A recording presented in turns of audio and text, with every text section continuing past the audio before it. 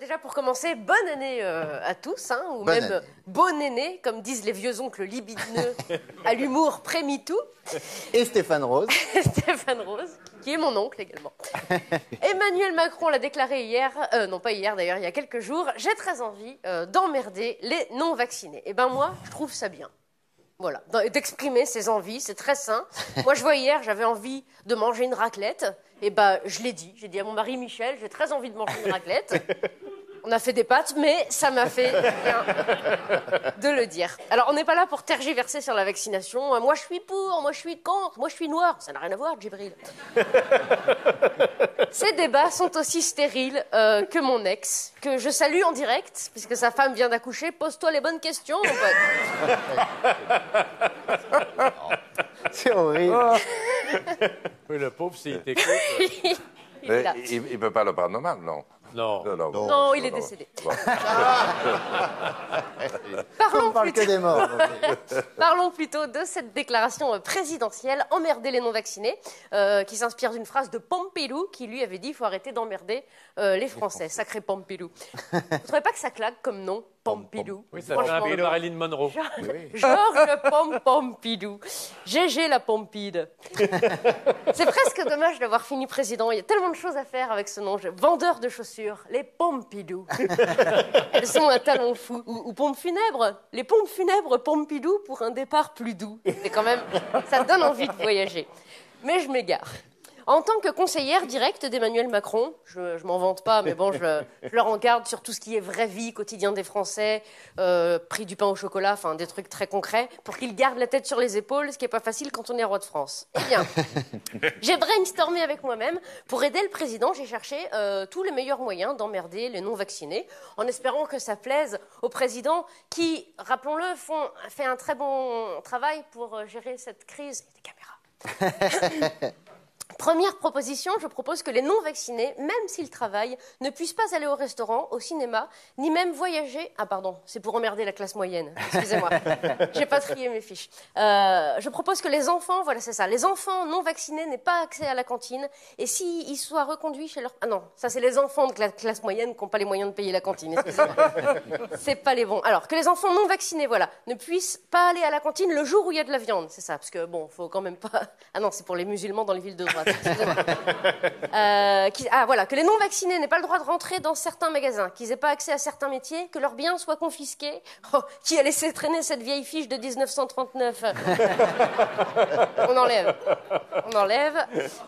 Bracelet électronique, c'est pour les anciens maires de Levallois. 16% de salaire en moins, c'est les femmes. Lynchage sur les réseaux sociaux, c'est pour les chroniqueurs qui font des blagues sur 1939. Je propose, voilà, cette fois c'est bon, je propose que les non-vaccinés auront l'obligation de porter la coupe mulet, sans possibilité de la dissimuler sous un couvre-chef. Leurs pantalons devront être à pattes d'F, parce que c'est rigolo. La longueur de ces pattes devra faire en sorte que les bas de pantalon des non-vaccinés ramassent toutes les poussières et autres salopies qui traînent au sol. Mégots, caca de chien, masques traînant par terre. Le non-vacciné deviendra ici utile à la société en nettoyant les rues. En été, les pantacourts et les claquettes leur seront autorisés. Si et seulement si ils gardent leurs chaussettes. Chaussettes qui devront bien évidemment remonter jusqu'au mollet ou mi-mollet en cas de forte chaleur. On n'est pas des bêtes. Les non-vaccinés devront se présenter chaque lundi matin au commissariat de leur quartier, munis de 8 tests PCR négatifs, datant de moins de 2 heures, et de café pour nos fonctionnaires policiers vaccinés qui font un travail formidable. Chaque premier mercredi du mois, les non-vaccinés devront se présenter à la cérémonie du lever de drapeau, devant les mairies les plus proches de chez eux. Cérémonie durant laquelle le mât du drapeau sera introduit directement dans leur narine, dont la dilatation, due au nombre de tests PCR, permet ce genre de frivolité. Venez pas, hein, c'est risqué. Tout cela, toute cette cérémonie sur une musique du groupe Les Gentilgéniques, qui joueront leurs tubes tels que Chloroquine mon amour, E égale FFP2 ou Covid de sens. Les non-vaccinés auront un accès restreint aux chaînes de télévision, mais certaines chaînes leur seront dédiées. Canal 12, Anal+, PCR TV.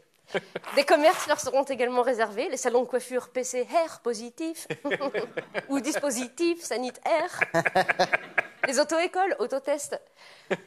Dans les entreprises, les non-vaccinés devront céder leur RTT à leurs collègues vaccinés. Ils devront également poser leurs congés 6 ans à l'avance. Congés qui leur seront systématiquement annulés 2 jours avant la date du congé. Ils ne seront pas autorisés à utiliser les ascenseurs, même si les escaliers sont en panne. L'accès à la cafette leur sera tout bonnement interdite, mais ils pourront se restaurer entre 15h et 15h15 dans des salles réservées à cet effet, nommées WC. Ou WC chez nos amis belges. Chaque non-vacciné qui décidera finalement de se faire vacciner se verra attribuer un appartement de fonction, une place en crèche, 10 000 € et une licorne. Mais pour la place en crèche, c'est pas sûr. Voilà, j'espère que ces propositions passeront, parce que la semaine prochaine, avec Manu, on va emmerder les évadés fiscaux, les gens qui devraient être en prison et qui ne le sont pas parce qu'ils ont des sous. Et ma voisine du dessus qui marche en talons sur du parquet à 23h. Qui porte encore ses chaussures à talons à 23h? Qui? Voilà, et bien, je souhaite à tous une bonne année et à tous ceux qui portent un masque en ce moment même, une bonne apnée. Bravo, bravo Élodie. Élodie. Qui est en spectacle, double spectacle, Syndrome du Playmobil, le 13 janvier à Pau, le 14 à Angoulême, le 15 à Flers, le 28 à Agen, etc.